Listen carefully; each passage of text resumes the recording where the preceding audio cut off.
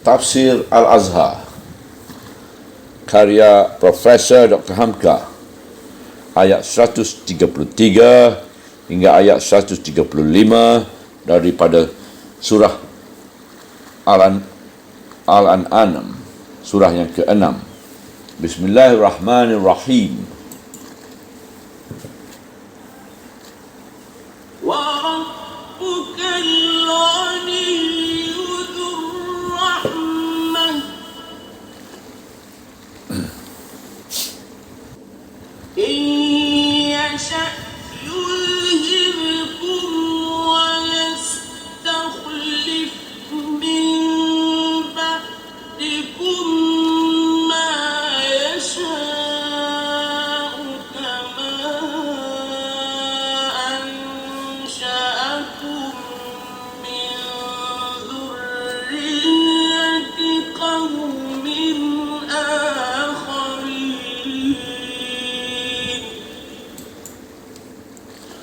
Ayat 133. Dan Tuhan engkau adalah kaya, mempunyai rahmat.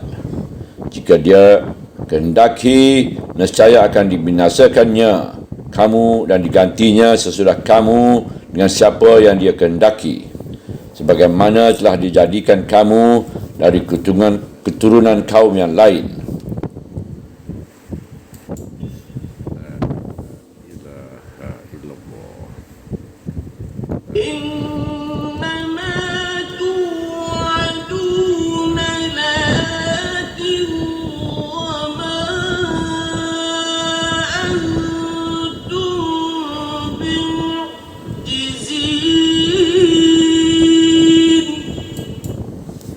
Ayat 134. Sesungguhnya apa yang dijanjikan kepada kamu pastilah datang, dan tidaklah kamu akan terlepas.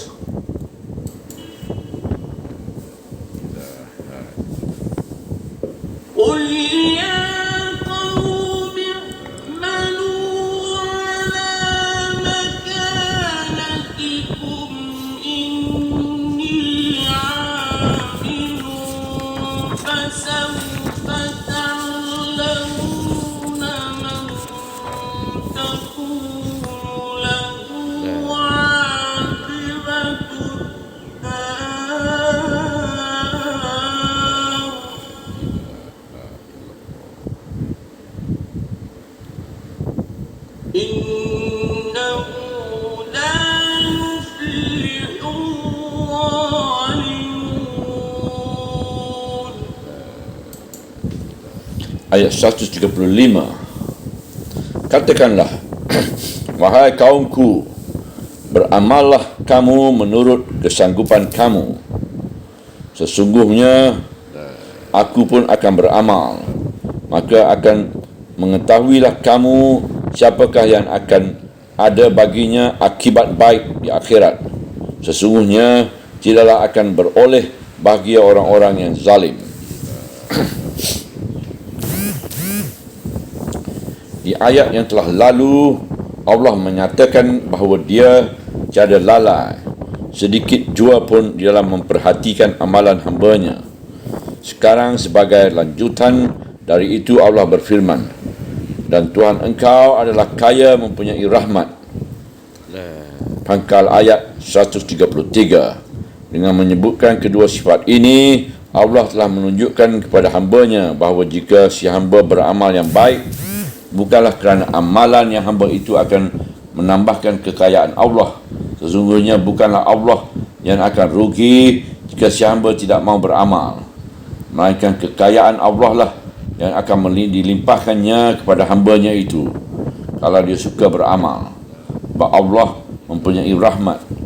Segala perintah dan taklif daripada Allah kepada hamba-Nya adalah bagi muslihat diri hamba itu sendiri. Allah tidak memerlukan hamba, melainkan hambalah yang memerlukan Allah. Dan kedua sifat kaya dan rahmat hanya ada pada Allah. Hamba Allah tidak ada yang kaya. Kalau ada orang yang disebut kaya raya, bertambah dia disebut kaya, bertambah nyata kekurangannya. Orang yang disebut kaya raya lah yang paling banyak kekurangan, sebab bertambah banyak kekayaan, bertambah terasa belum mencukupi. Orang yang telah mempunyai harta berlimpah-limpah sangat miskin daripada rasa aman. Sebab itu dia memerlukan penjagaan, memerlukan doktor, memerlukan pengacara iaitu advokat. Kadang-kadang terlintas dalam fikiran orang yang kaya dengan harta itu, kalau begini beratnya menjadi orang kaya, lebih baik menjadi orang yang sederhana saja. Kadang-kadang kesihatan pun diganggu oleh kekayaan, dan kalau orang lain datang meminta, banyaklah permintaan orang itu yang tidak dapat dikabulkan oleh orang yang disebut kaya, kerana dia tidak mempunyai. Tatkala malaikat maut hendak mencabut nyawa dari anak kandung si kaya yang sangat dicintainya, walaupun hendak dibayarnya dengan wang emas sepeti untuk menebus anaknya itu, tidaklah dapat dikabulkan. Itu sebabnya maka yang kaya hanya Allah saja. Adapun makhluk dalam keadaannya sebagaimanapun, dia selalu dalam kekurangan. Tepat sekali ungkapan orang, bertambah banyak hajat yang diperlukan, bertambahlah miskin orang. Allah selain dari kaya, ialah mempunyai rahmat.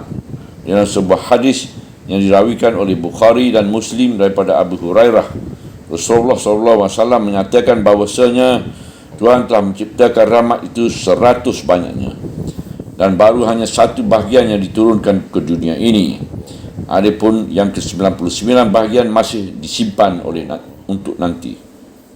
Maka termasuklah di dalam yang satu bahagian ini seorang ibu yang tidak enak tidur, tersentak tengah malam, dalam saat itu bila mendengar anaknya menangis. Termasuk dalam itu seketika induk ayam menyimpan anak-anaknya berkumpul ke dalam lindungan sayapnya di bawah pohon kerana panas terlalu terik. Setengah ulama menerangkan maksud hadis satu rahmat baru satu yang diturunkan, iaitu bahawa rahmat itu terbagi dua. Satu bahagian yang tetap pada Allah Ta'ala yang banyaknya tidak terbilang, dan satu bahagian lagi ialah rahmat pada pelaksanaan. Inilah yang terbagi dalam 100 bahagian itu. Sedang yang satu itu pun sudah menggenangi kita tidak terhitung-hitung lagi, yang terasa gejala-gejala dalam setiap sudut dari kehidupan kita. Hidup itu sendiri adalah puncak rahmat Allah.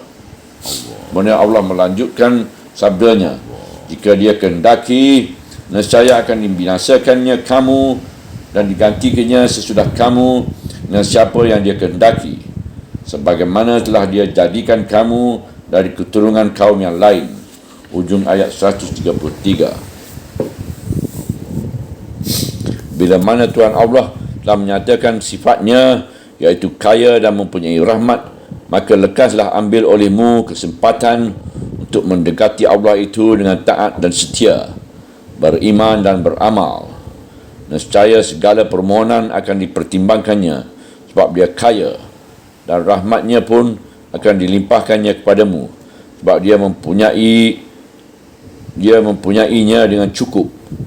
Kalau perintahnya tidak dijalankan, suruhnya tidak dikerjakan, dan larangan-larangannya tidak dihentikan, demi kekayaannya mudah saja baginya untuk memusnahkan kamu dan menggantikan kamu dengan keturunan orang lain, keturunan yang lain yang jauh lebih sanggup melakukan perintahnya daripada kamu.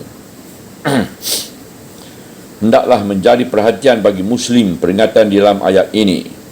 Allah itu kaya dan Allah itu melimpahkan rahmatnya. Teranglah bahawa kesempatan yang diberi Allah kepada kita akan hidup selamat dalam dunia ini tidak lain ialah dari sebab kaya dan rahmatnya.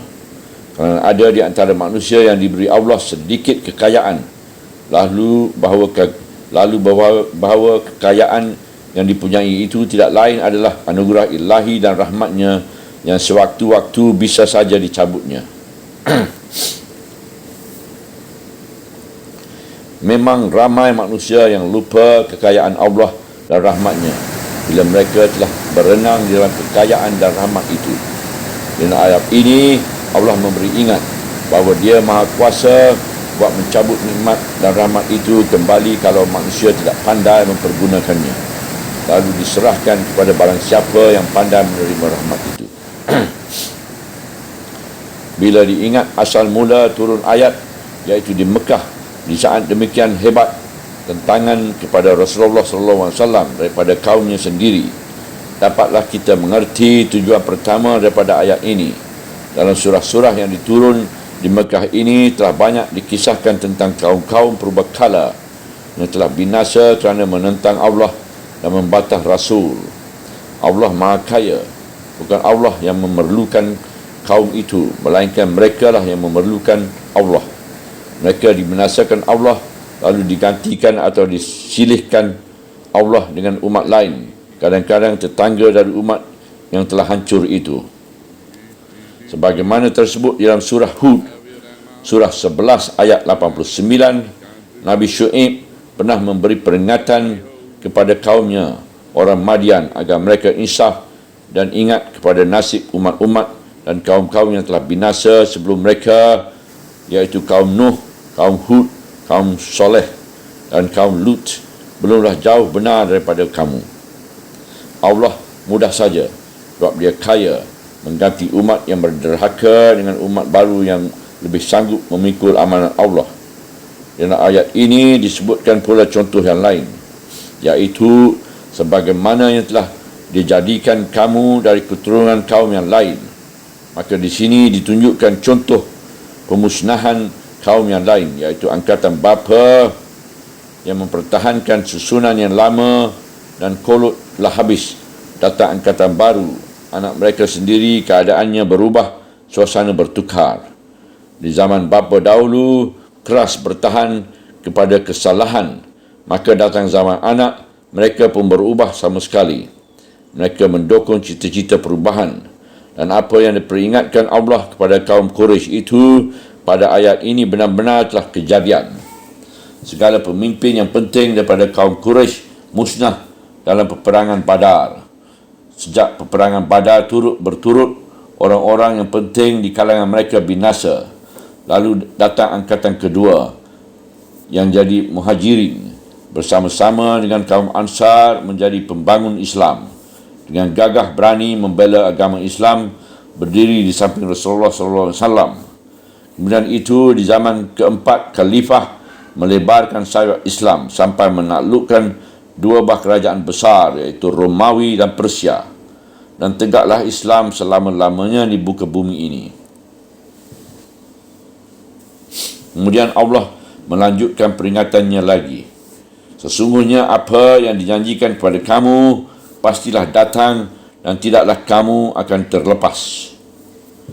Di ayat yang di atas diancamkan kepada mereka kemusnahan di dunia. Maka di ayat ini diancamkan kepada mereka kepastian yang akan mereka hadapi di akhirat. Kalau mereka masih tetap mempertahankan kemusyrikan, mereka akan hancur dan digantikan oleh umat yang lain, dan tidak telah habis hingga itu saja.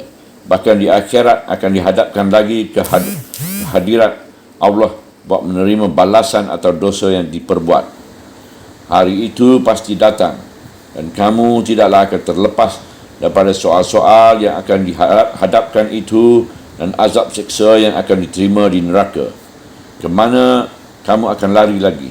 Tidak ada jalan lain untuk selamat melainkan tunduk kepada kebenaran. Katakanlah, wahai kaumku, beramallah kamu menurut kesanggupan kamu. Sesungguhnya aku pun akan beramal. Pangkal ayat 135. Dari ayat ini kita mendapat beberapa pelajaran. Pertama, Allah menyuruh Rasulnya memakai kata-kata yang mengandung cinta kasih dan mengenangkan kepada kaum musyrikin itu bahawa mereka bukanlah dipandang orang lain oleh Rasul.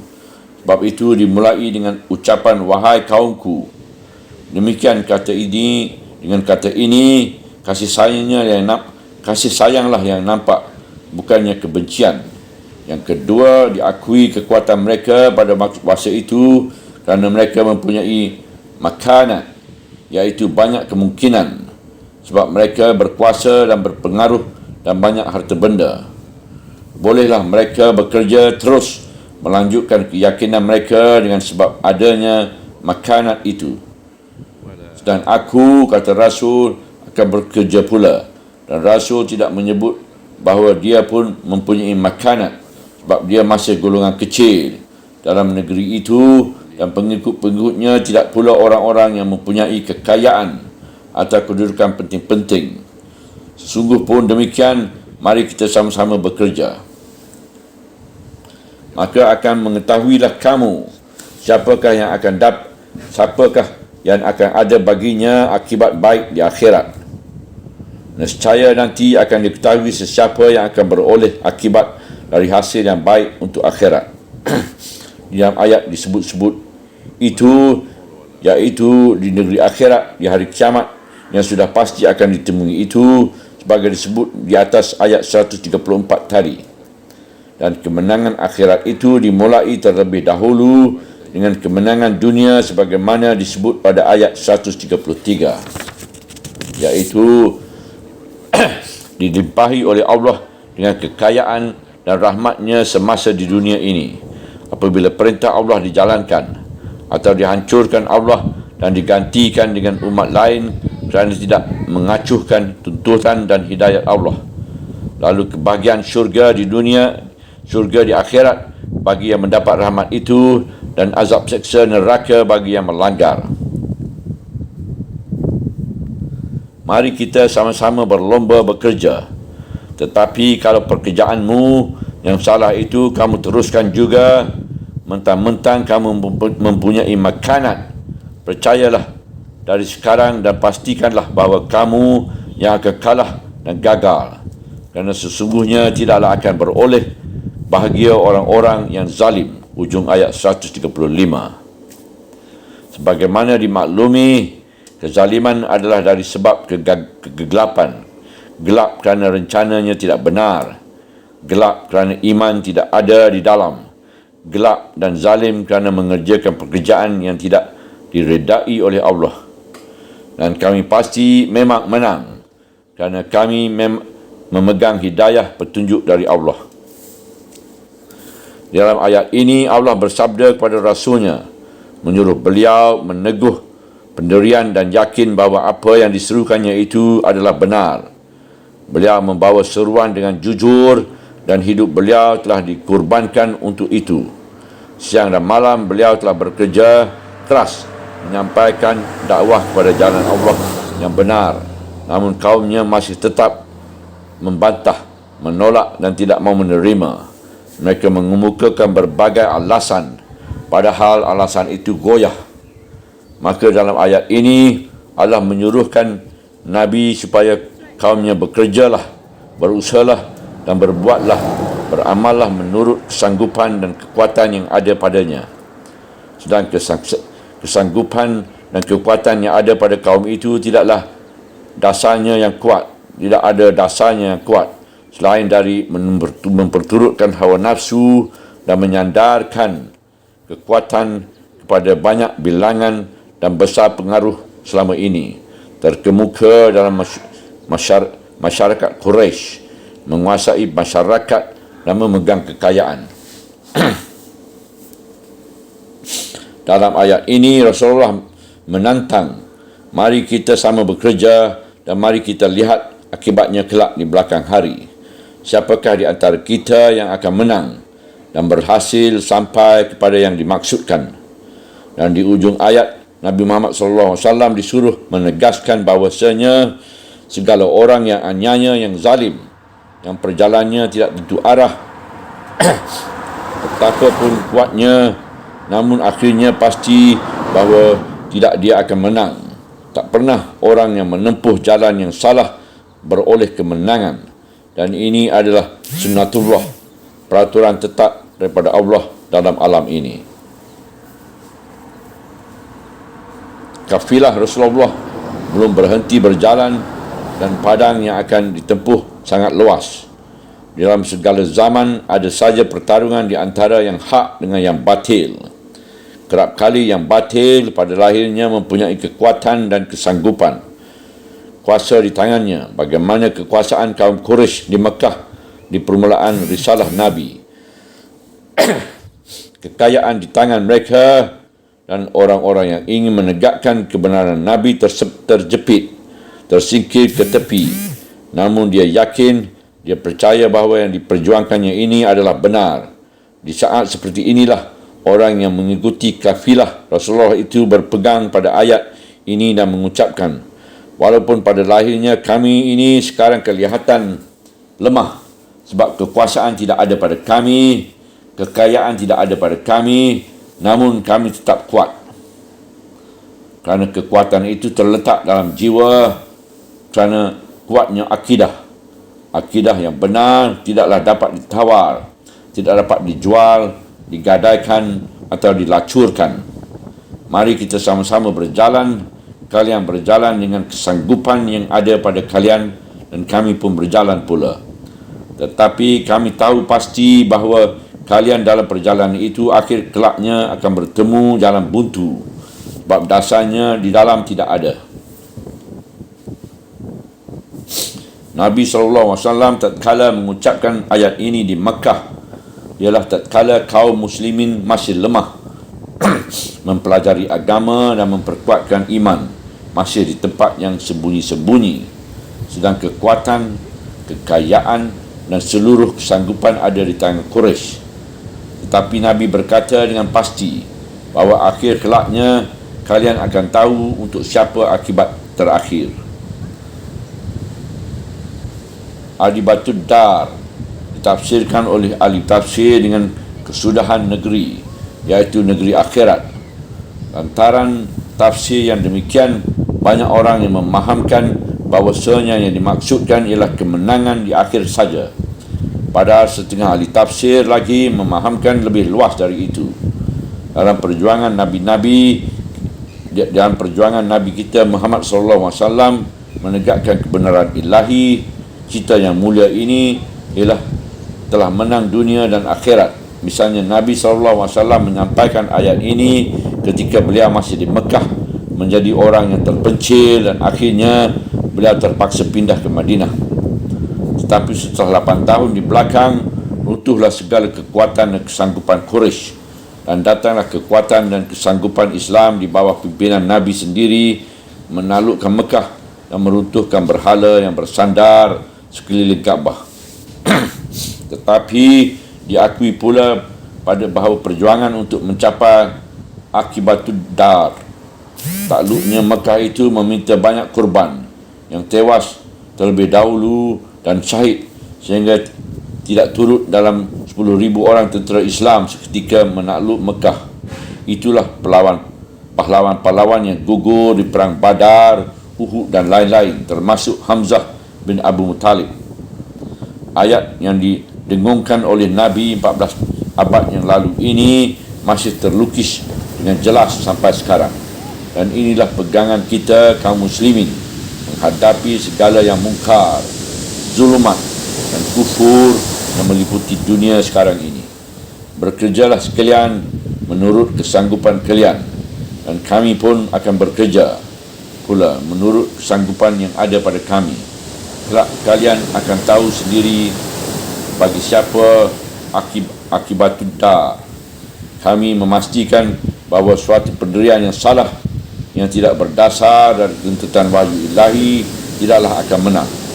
Subhanallah walhamdulillah wala ilaha illallah wallahu akbar wala hawla wala quwwata illa billahil aliyyil azim wala